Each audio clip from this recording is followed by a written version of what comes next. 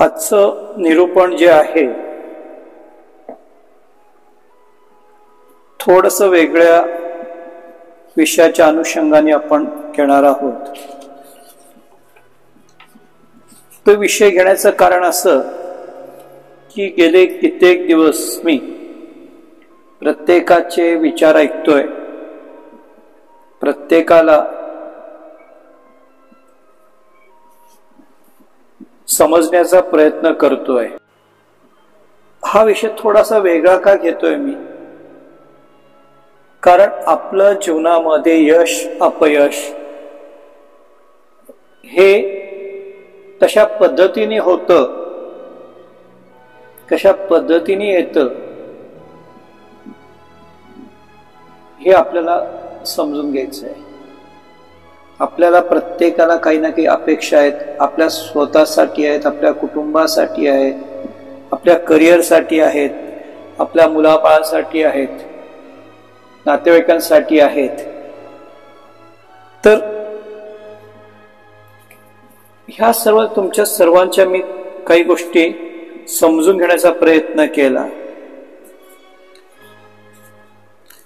जाणून घेण्याचा प्रयत्न केला आणि त्यातून मला असं जाणवलं की पुष्कळ गोष्टी ज्या आहेत ह्या चुकीच्या समजातून निर्माण झालेल्या आहेत। काही गैरसमज आहेत, काही समज आहेत आणि हे कुठून आले तर आजूबाजूच्या वातावरणातून ते आलेले आहेत। जे सामाजिक वातावरण आहे, जे कौटुंबिक वातावरण आहे, त्या वातावरणातून आलेले विचार आणि त्या विचारातून झालेला मनाचा समज आणि त्या समजातून निर्माण होणारे कर्म आणि त्याची फळं, ही गोष्ट जी आहे त्या गोष्टीमुळे मी हा विचार करायला लागलोय की आपल्याला नक्की जर मार्गदर्शन करायचं आहे तर कशा पद्धतीने केलं गेलं पाहिजे। एक तर तुमच्या प्रत्येकाच्याला होला हो मिळवत मी तुम्हाला मार्गदर्शन केलं पाहिजे, किंवा एक तर तुमच्या जे तुमचे समज आहेत त्यातले गैरसमज दूर करून तुम्हाला योग्य ते मार्ग दाखवायचा मी प्रयत्न करावा। आज विठ्ठलदादांनी प्रश्न टाकला होता की जागृतपणे कर्म करण्याची कला, जागृतपणे कर्म करण्याची कला या विषयावरती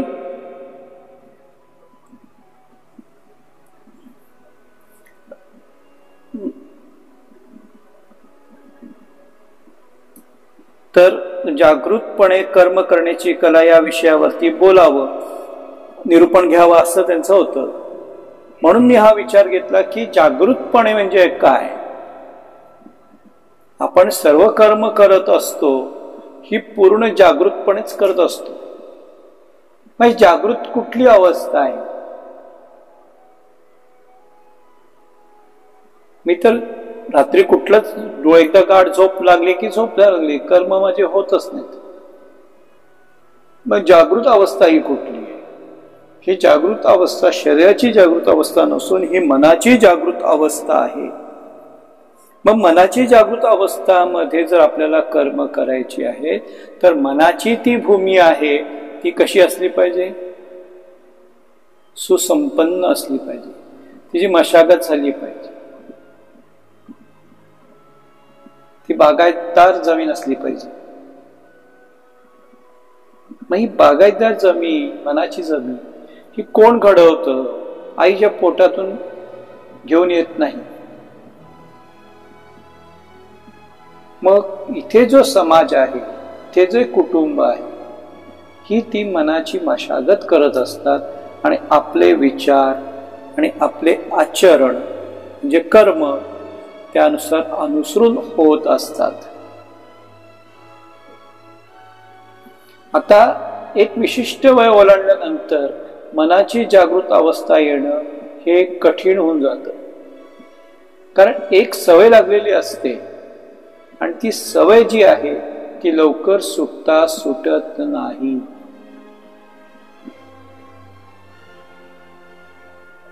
सुटता सुटत नाही. म्हणून मनाची जी अवस्था आहे ही जागृत अवस्था असली पाहिजे. माणसाचं मन कसं आहे, तुम्ही आता बागायतदार आहात, पुष्कळ लोक, सुपीक जमीन आहे, त्या सुपीक जमिनीमध्ये प्रत्येक गोष्ट उगवते, चांगली असो वाईट असो मिश्र असो, प्रत्येक गोष्ट उगवते. किंवा दुसऱ्या शब्दात जर सांगायचं झालं तर मानवी मन हे कल्पवृक्ष आहे. कल्पवृक्ष म्हणजे काय हे तुम्हाला प्रत्येकाने पुराणामध्ये वाचलेलं आहे, धार्मिक ग्रंथात वाचलेलं आहे. कल्पवृक्ष, कामधेनू, चिंतामणी या 3 गोष्टी तुम्ही ऐकलेल्या आहेत. तर कल्पवृक्ष जो आहे तो असं वृक्ष आहे, असं झाड आहे की त्या खाली बसल्यानंतर सर्व मनाच्या इच्छा पूर्ण होतात. असं ते वृक्ष आहे आणि त्या वृक्षाखाली आपण सदैव बसलेलो असतो. पण कसं असतं, ते वृक्ष जे आहे त्याचा वापर आपल्याला प्रॉपर करता येत नाही. तुमच्या हातात दिलेलं आहे, फार मोठी शक्ती दिलेली देवाने, तुम्हाला कल्पवृक्ष दिलेला आहे, पण त्या कल्पवृक्षाचा वापर आपल्याला करता येत नाही. आणि राजाची कांता काय भीक मागे, अशी परिस्थिती आपली होऊन जाते. राजाची बायको असते आणि भीक मागते. खरं म्हणजे राजाची पत्नी जी असते ती भीक मागत नाही. राजाची कांता काय भीक मागे.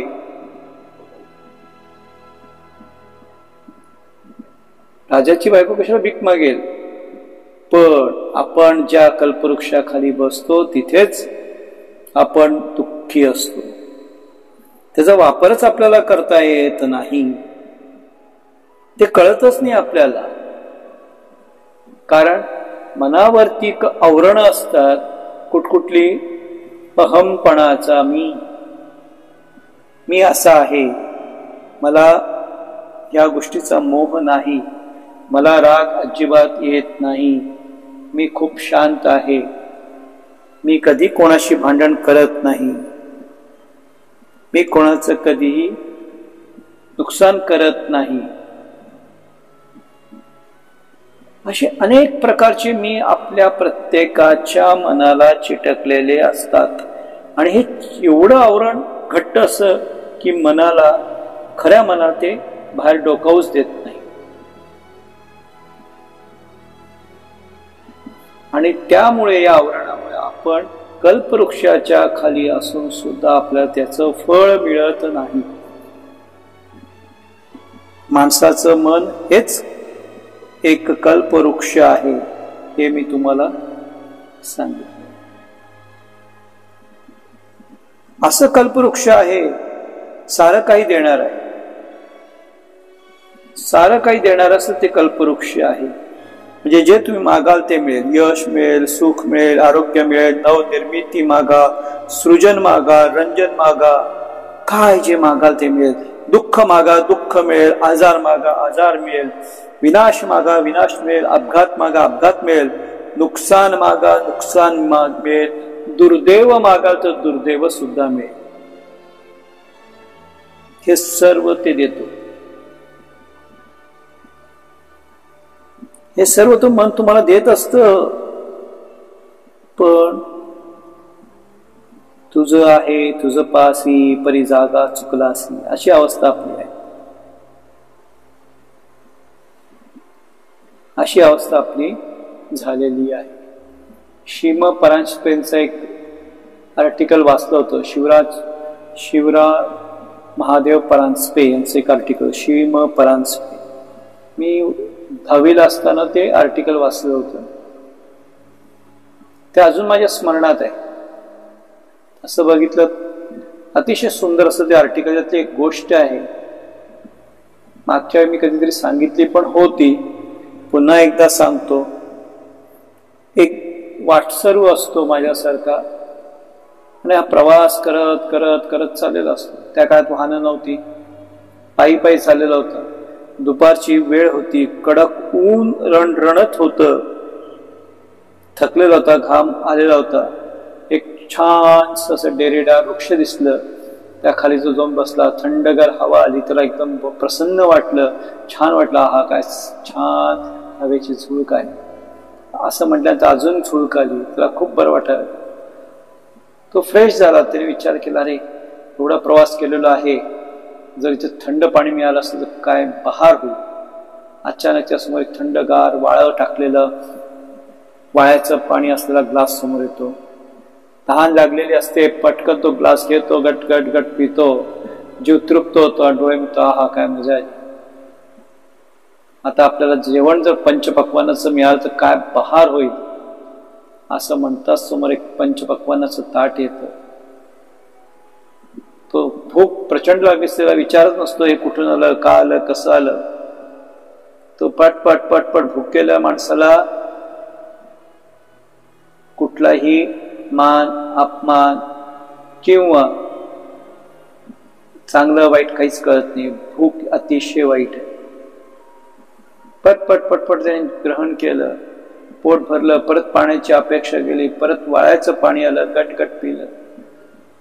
पोट भरल्यानंतर त्याने ढेकर दिला आणि विचार केला, हा आता मस्त झोपून देतो, ताणून देतो. पण इथे मच्छरदाणी असलेला पलंग जर मिळाला तर काय बहार होईल. असं म्हणताच क्षणिक मच्छरदाणी एवढा पलंग आला. तो आज पलंगात शिरला, पडल्यानंतर पोट भरलेलं होतं, तहान भागलेली होती, शरीर आराम मिळाला होता. आता माणसाचं मन रिकामं होतं आणि ते रिकामं, empty mind is devil workshop. रिकामं मन हे माणसाचं, रिकामं मन हे शैतानाचं घर असतं. आणि त्यांनी विचार केला, अरे बापरे, हे काय चमत्कार होत आहे. हे पाणी मागितलं, पाणी आलं, जेवण मागितलं, जेवण आलं, पलंग मागितलं, पलंग आला. बापरे, काय घडतं, मला कसं कळलं नाही. हे भूताटकी तर नाही ना. असं म्हणताच समोर एक भूत येऊन उभं राहिलं. हा हा हा हा हा करत. त्या भूताला बघून हा घाबरला प्रवासी आणि त्या मनात चटकन विचारायला, अरे बापरे, हे भूत मला खाणार तर नाही ना. आणि त्या भूताने त्याला पटकन खाऊन टाकलं. खेळ संपला. आपलं तसंच आहे. तो प्रवास आपलाच आहे. तो प्रवासी आपण आहोत. आणि तो प्रवास कुठला जीवनाचा प्रवास आहे, खडतर प्रवास आहे, उन्हाचा तानाचा पायदळ आपला जीवनाचा प्रवास करतोय. कुठेतरी शांत ठिकाणी बसतो, सुख मिळायला लागतं. सुख मिळाल्यानंतर आपल्याला आपल्या सुखावरती संशय निर्माण होतो आणि पुन्हा खेळ खलास. लोकांना सहज मिळालेलं सुद्धा पचत नाही. कष्टाने केलं तर लांबचीच गोष्ट आहे, पण सहज कोणी काही दिलं ना त्याची व्हॅल्यू राहत नाही, किंमत नसतेच. कारण मन म्हणतं, मनामध्ये empty mind is devil workshop. ते म्हणत असतं काय, अरे बापरे, ह्याच्यात काही ते कारण तर नाही ना, ह्याच्यात काही कारण तर नाही. तुम्हाला गंमत सांगतो, आपण स्वामींचा अभिषेक झाला त्यावेळी मी विभूती आणि रुद्राक्ष देणार सर्वांना मी सांगितलं. ज्यांनी ज्यांनी कुरिअर पाठवेल, मागा हे करेल, कुरिअरचे पैसे पाठवा त्यांना मी पाठवून देईन. काही लोकांनी, अरे बापरे, हे कसे काय फुकट रुद्राक्ष देत आहेत, रुद्राक्ष केवढे महाग असतात, बापरे, ह्यांचा काही हेतू तर नाही ना, जादूटोणा तर नाही ना, विभूती देत आहेत. चक्क काय जण असेल आपण ती विभूती आणि रुद्राक्ष पाण्यात टाकून देऊ. माझ्या कानावर त्या गोष्टी आल्या. मी हसलो. महाराज म्हटलं, महाराज बघा, तुमचेच रुद्राक्ष, तुमचीच विभूती, पण ती फुकट मिळते आहे म्हणून तिची किंमत नाही, भीती आहे. महाराज म्हणाले, मी तुला अगोदरच सांगितलं होतं, कुठलीही गोष्टी फ्रीमध्ये करू नकोस, त्याची किंमत राहत नाही. कारण मन कसं आहे, शैतानाचं चंचलच आहे. तुम्ही चांगलं वागलात ना तरी लोक तुमच्या चांगुलपणावर सुद्धा अविश्वास दाखवतात. तुम्ही वाईट वागलात तरी तुमच्या वाईटपणावर अविश्वास दाखवतात. कारण चांगलं पण पचत नाही, अतिशय चांगलं सुद्धा पचत नाही. भेसळ खायची लोकांना सवय आहे. भेसळ गोष्ट असेल ना तर वा वा वा काय छान आहे असं म्हणतील. तर हे मनाचा खेळ आहेत सर्व. ही सर्व मनाची खेळ आहेत. आणि मनाची खेळ जी असल्यामुळे मी ठरवलं की विठ्ठलांचा मेसेज आला तर मी ठरवलं की चला आज आपण ह्या विषयावर अनुषंगानेच बोललं पाहिजे. मग एक विचार करा, तुमच्या जीवनामध्ये ज्या घटना घडत आहेत, घडतात, याची निर्मिती प्रथम कुठे होते? तुम्हाला यश, सुख, आरोग्य, नवनिर्मिती, रंजन, दुःख, आजार, विनाश, अपघात, नुकसान, दुर्दैव, याचं सर्व याची निर्मिती, याची या सृष्टीची निर्मिती तुमच्या मनाच्या वरच होत असते. तुमच्या मनाच्या सृष्टीमध्ये हे जन्म घेत असतात. हे सर्वप्रथम तुमच्या मनाच्या सृष्टीत जन्म घेतात आणि मगच ते अस्तित्व धारण करतात. काही जण सांगतात की आम्हाला खूप त्रास आहे, खूप त्रास आहे, खूप त्रास आहे. आणि तो त्रास मान्य असतो त्रास त्यांना. मी त्या गोष्टी अमान्य करत नाही. स्त्री जन्म तुझी कहाणी ही जी गोष्ट आहे, स्त्रियांना खूप त्रास असतात. मी स्त्रियांसारखं कोणीच कार्य करू शकत नाही. मी स्त्रियांना हॅट्स ऑफ करतो, कारण त्या नसत्या तर आपण इथे अस्तित्वात नसतो. त्यांच्या एवढं काम आपण दोन्ही भूमिकेवर करू शकत नाही. तेव्हा घर पण सांभाळतात आणि ऑफिस पण सांभाळतात, बिझनेस पण सांभाळतात. आणि एकच कुटुंब सांभाळत नाहीत, ते 5-6 कुटुंब सांभाळतात. नंदेचं कुटुंब सांभाळतात, भावाचं कुटुंब सांभाळतात, आई वडिलांचं सांभाळतात, नवऱ्याकडचं सांभाळतात, दिराचं सांभाळतात, जेठाचं सांभाळतात. सर्व नातेवाईकांना, समाजात सर्व लोकांना घेऊन स्त्री चालत असते. ती सर्वांना जोडणारा दुवा आहे. म्हणून तिच्या एवढं सहनशील, तिच्या एवढं कार्यशील कोणीच असू शकत नाही. हॅट्स ऑफ आहे त्यांच्या या कर्तृत्वाला. पण मला त्यांना एकच सांगायचं आहे की ज्या गोष्टी तुम्ही सतत उगाळत राहतात त्या गोष्टी आयुष्यामध्ये भक्कम होत जातात. आयुष्यामध्ये भक्कम होत जातात. तुमचं मनच तुमच्या जीवनातील प्रत्येक वस्तू, व्यक्ती, परिस्थिती आकर्षित करत असते. या मनाच्या शक्तीचा चमत्कार जो आहे, असा चमत्कार की नको ते टाळता येतं आणि हवं ते मिळवता येतं. मग ते व्यक्ती असो, परिस्थिती असो, वस्तू असो, स्वगुण असो, दुर्गुण असो, यापैकी काही असो, तुमच्या समस्या, वैयक्तिक समस्या असो, कौटुंबिक, आर्थिक, कोणती असो, एकंदरीत लक्षात घ्या की सर्व गोष्टी मनाच्या सृष्टीमध्ये निर्माण होतात. आपल्या जीवनात एक वाक्य लिहून ठेवा, लक्षात ठेवा. तुम्ही तुमच्या पिढीला सांगा, बाहेरच्या लोकांना सांगा, एक वाक्य माझं लिहून ठेवा. म्हणा दादांचं एक वाक्य ते असं आहे, आपल्या जीवनातल्या सर्व अनुभवांना आपण फक्त स्वतःच जबाबदार असतो, दुसरा कोणीही नाही.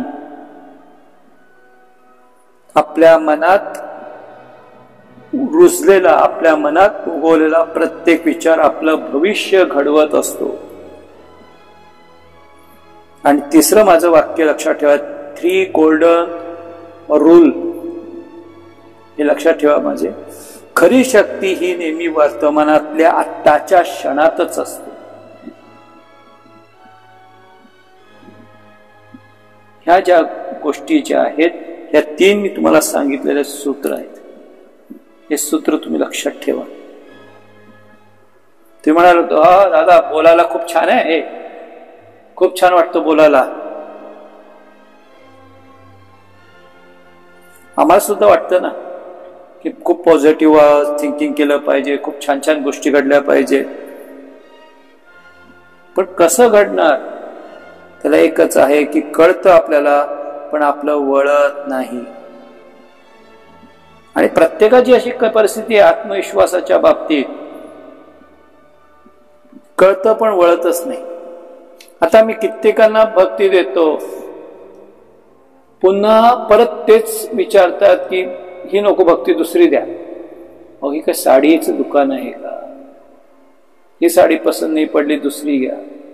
जी मी तुम्हाला भक्ती देतो मी माझ्या खिशातून देत नाही किंवा माझ्या पोतडीतून देत नाही. मी जादूगरने पोतडीतून काढून दिली. आजीबाईचा बटवा पण माझ्याकडे नाही की त्या बटव्यातून काढून दिली. जी मी तुम्हाला भक्ती देतो ती महाराजांच्या आदेशाप्रमाणे देतो, कारण मी कोणी देणारा नाही, माझी लायकी पण योग्यता पण नाही. म्हणजे महाराजांनी तुम्हाला दिलेलं आहे ते सुद्धा तुम्ही नाकारून टाकता. ह्यालाच म्हणतात कळतं पण वळत नाही. एक छोटासा मंत्र, एक शब्दाचा मंत्र दिला ऐकायला, तो तेवढ्याशा शब्दाने काय होतं? आता मला तर असं व्हायला की जब चरणावरती डोकं ठेवा म्हणायचं, बाबा तूच महान. त्याला बसवलं, सांगितलं, तुला एकच शब्दाची शिवी तुला दिली तर तुला गुदगुल्या होतील का रे? कशा काय गुदगुल्या होतील? राग येईल. मग एकच शब्दाची शिवी तुला जर एवढा राग येऊ शकतो तर एका शब्दाच्या मंत्राने तुला जीवनात फरक पडणार नाही. पण काय होतं माहिती का, जे फ्री मध्ये सहज मिळतं ना त्याची किंमत राहत नाही. जिथे पिकतं तिथे विकलं जात नाही. हे माणसाचं नेचर आहे, स्वभाव आहे माणसाचा. ज्या ठिकाणी ते मिळत नाही, पैसे देऊन घ्यावं लागतं, तिथे धाव धाव करतात, घेतात. अशी परिस्थिती आहे. म्हणून म्हणतो ना की कळतं वळत नाही. आणि प्रत्येकाचं, आपल्या सर्वांचं असंच आहे की आत्मविकासाच्या वेळी बाबतीत आपली अशी अवस्था आहे, कळतं पण वळतच नाही. आता आपण सुख शोधत फिरत असतो सर्वजण. प्रत्येक जण सुखासाठी धडपडत असतो, कोणालाही दुःख नको आहे. 100 पैकी 100 लोकांना सुखच हवंय, 100 पैकी 50 लोकांना दुःख हवंय असं होतच नाही. पण मला सुख हवं आहे तर माझ्या ग्लासमध्ये असलेला दुःखाचा जो ग्लास आहे तो ओतून दिला पाहिजे, सांडलं पाहिजे त्यातलं दुःख. मी तो रिकामा केला पाहिजे, स्वच्छ केला, आणि मग त्या सुख भरलं पाहिजे.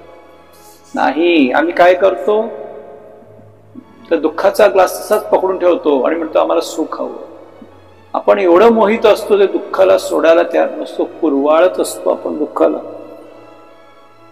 खूप कुरवाळतो आपण दुःखाला. आपल्याला ते नको असतं, पण आपण त्या सोडत पण नाही. आपला मोह त्यामध्ये पण असतो. बरं वाटतं आपल्या मनाला. कसं? 4 लोकांना सांगा, हो मला खूप त्रास होतो, माझे गुडघे दुखतात, हो खूप. जी बाई येईल तिला आपण तेच सांगतो. प्रत्येक व्यक्ती तेच सांगतो, माझी सून त्रास देते. सून सांगते, हो माझी सासू त्रास देते. हो मला संधिवात आहे, हो माझी शुगर वाढलेली आहे. आपण प्रत्येक जो येईल त्याला त्या गोष्टी आपलं रडगाणं सांगतो. का सांगत असतो? तर आपल्याला हवी असती सहानुभूतीची नशा. आपल्याला हवी असते प्रत्येकाला सहानुभूतीची नशा. आणि ती नशा मिळाली की आपल्याला असं रिलॅक्स वाटतं. हा कोणीतरी आहे. कोणी म्हणतो, हो ताई तुमचं गुडघे दुखतात, अरे तुम्ही हे लावा ते लावा, काळजी घ्या, हो जास्त हे करू नका, सुनेला सांगा जास्त काम करायला, तुम्ही नका करू. त्याला थोडस नशा चढतो त्या सहानुभूतीचा आणि बरं वाटतं. दुःख कुरवाळतो का? तर आपल्याला त्या नशेत राहायची सवय लागते दुःखाच्या. आपल्याकडे ग्लास एकच आहे, एक तर दुःख असेल किंवा एक सुख असेल. पण दुःख कुरवाळत बसून सुख कधी मिळवता येणार नाही. जर सुख हवं असेल तर दुःखाचा ग्लास पहिल्यांदा रिकामा करा, तरच तुम्हाला ते सुख मिळेल. त्याविना तुम्हाला सुख मिळणं अवघड आहे. आज इतकंच घेतोय मी, जास्त घेत नाहीये, कारण थोडंसं नेटचा प्रॉब्लेम पण आहे आणि बॅटरी म्हणजे मोबाईलची बॅटरी जी आहे ती कुठल्याही क्षणी बंद होऊ शकते, म्हणून आपण आज इथे एवढंच घ्यायचं आहे. आज प्रार्थना सुद्धा घेणार नाहीये मी, कारण बॅटरी तर संपण्याच्या मार्गावर आहे. तर आजचं हे निरूपण इथे आपण संपवतो आहोत. ही सुरुवात केलेली आहे, आपण इंट्रो केलेला आहे, पुढे आपण जाऊ, खूप छान छान बोलू. आणि माझी एक रिक्वेस्ट सर्वांना आहे की तुम्ही सुद्धा बोलत जा, चर्चा करत जा. एकतर्फी आपल्याला ते करायचं नाही. तुम्हाला वाटतं मला मेसेज टाका, त्यावरती मी घेत जाईन, बोलत जाईन. तुमच्या शंका विचारत जा. तुमच्या शंका कळलं तर तुमचं प्रबोधन होईल, माझं पण प्रबोधन होईल. एकमेका साह्य धरू अवघे धरू सुपंत. तर आजचं आपण इथे निरूपण संपवतो. अवधूत चिंतन श्री गुरुदेव दत्त अनंत कोटी ब्रह्मांड नायक राजाधिराज योगीराज श्रीपाद श्रीवल्लभ ऋष्य सरस्वती श्री स्वामी समर्थ महाराज की जय. अवधूत चिंतन श्री गुरुदेव दत्त.